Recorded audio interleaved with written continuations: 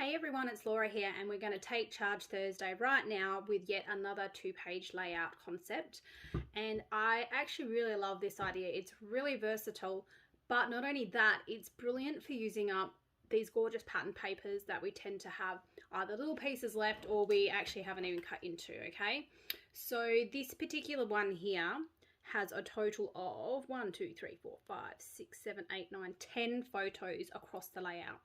And that's because I've actually put 2 photos inside the larger photo mat, and then I've put photos in the background here as well.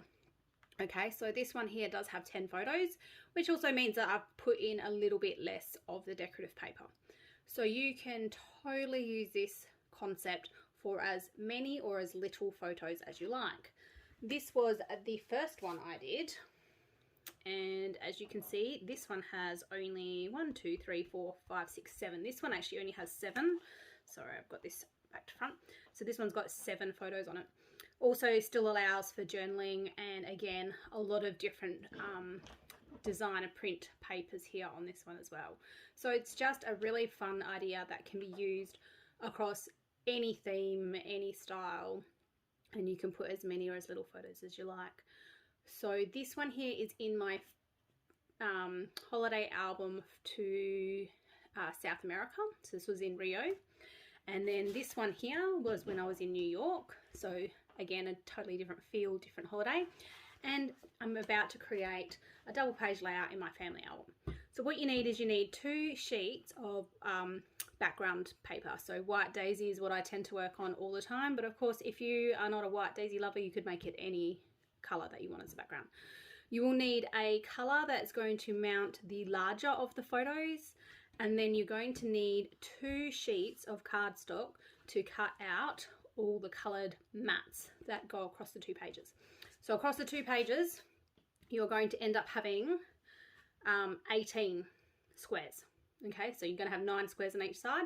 You're going to get 9 squares out of each sheet of cardstock. So you are going to need 2 sheets of cardstock. So for my layout, I've gone with red as my squares, black as my photo mat, and then my white daisy pages. So I'm just going to make sure I've got this correct because I'm actually working on the back side of some layouts I've already got in my family album. And then let's start with the cut sizes for those colored mats. So the paper that you've got the 2 sheets of that are going to be your squares, you're going to need to cut out 3 3/4 by 3 3/4. So you are going to need 18 of these. You're going to get 9 from each sheet, not 3, Laura, 3 3/4. Okay, so you're going to end up getting 9 squares from your 1 sheet of cardstock, and you're going to have tiny scraps, and they are actually binnable. Okay, you do not need to keep that size scrap. I don't need to keep that size scrap, so you don't need to keep that size scrap. Okay, so here we go. I've actually already pre-cut 9 already, so that you didn't have to watch me cut all 18. Okay, so you could totally you could even make this a single page spread.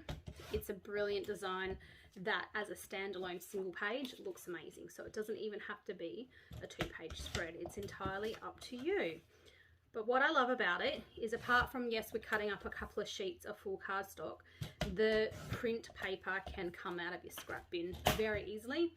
Or you've been holding on to amazing, beautiful printed paper, not wanting to cut it up. Well, this is the best opportunity to cut it up because you're actually going to really visually see a lot of it. So you'll be able to really enjoy the textures and everything of that designer print paper. All right, so there's the first 9. And then I've actually got the second 9 already over here. Okay, then you are going to need, if you're going to journal, which I do hope that you do journal, because that's probably more important than anything on the page, to be honest. The photos are brilliant, but your story is what lets everybody know about your past. Is you're going to need 1 white daisy square that you're going to journal on, and this is cut at 3 5/8 by 3 5/8. Okay, so if you'd watched my what's in an inch video, you'll know what 3 5/8 by 3 5/8 is. Then you're going to go through all your designer prints. So I've already pre-cut these. You guys don't need to see me cutting all these squares. Every single one of these is 3 5/8 by 3 5/8. So the 3 5/8 is, once you find 3 1/2, it's the 1/8 after 3 1/2, which is also the 1/8 before 3 3/4, because these are 3 3/4, so we need them a little bit smaller. So these are all 3 5/8 by 3 5/8. Now I need to cut as many as the wells that will not have a photo in them. Okay, so if you're placing photos in the wells, so like for example, this has got a photo and this has got a photo, these photos are cut at 3 5/8 by 3 5/8. So however many wells are left that don't have photos is how many you need to cut in your design and print paper. So for me, I'm actually only using one photo cut at 3 5/8 by 3 5/8. So that one photo is going here, which means I'm left with a grand total of 16 wells. So I've cut 16 pieces of decorative paper. So I'm just going to go through and just lay them down very randomly, but on purpose, so that I don't get too many blacks that are, you know, very dark next to each other, and so that I just get a nice mix of the papers and the decorativeness. So, and of course, don't stick them down as you're laying it out for the first time. Just get a feel for where you're placing them so you can move them around as necessary once you've actually semi-placed them in place. So, okay, I'm actually really quite happy with that. So there we go. So that's all of my mats now showcasing all the beautiful design and print paper. Then I'm going to collect the photos that I'm going to use on the pages that are the large ones. So I've actually already cut these two down and mounted them to save a bit of time. But the size that you're looking at is 3 3/4 by 5 3/4.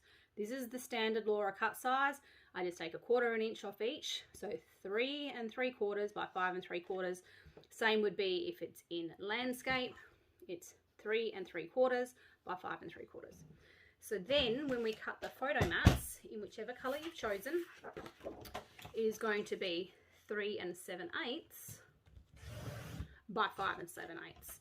And ultimately you could definitely have the photos bigger on this particular layout because they're not all running in line with each other. But I've just become so used to cutting in these sizes, that's pretty much what I do. Okay, so we're going to place this one here on the black, and then on this one here, instead of cutting one photo at the 3 3/4 by 5 3/4, I actually have two, and I've cut these at the 3 3/4, but instead this is 2 7/8 and this is 2 7/8, because then both of these will fit into that one photo mat there, like so. Okay, so it's coming together beautifully. And then I did pre-cut on my Cricut some words to go with this gorgeous layout of Xanthi's Year 12 ball. So I've got beautiful here, and then just the title on this side here, which is Year 12 ball. So nothing fancy, just saying what it is, a Year 12 ball. Okay, and I think what I will end up adding is a few pops of flowers. I'm probably going to add a few red flowers up the top here and the top and around here, but that is the layout. So all you have to do is just attach all of the decorative pieces to your mats, so all your photos and all your decorative pieces, then attach all 9 squares onto your layout. Okay, just leaving an equal gap all the way around and all through the center. It is in between 1/4 and the 3/8. It's like in between.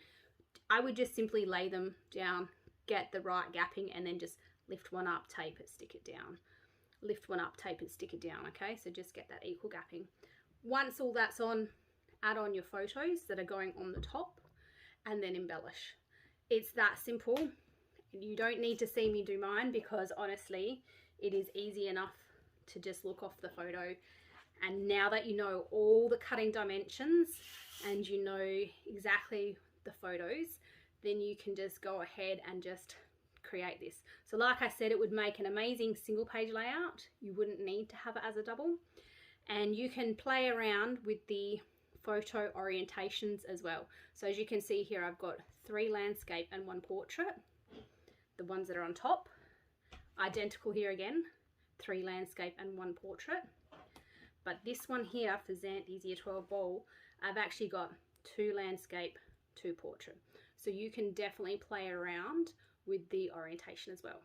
So go forth, take charge, get layouts completed with such simple but pleasing to the eye layouts that I'm teaching you, and feel free to recreate them again and again for different albums, because it really doesn't matter that you're using the same layout concept, because you're using different photos and different paper and it looks different. All right, that's it today. Super simple. Bye now.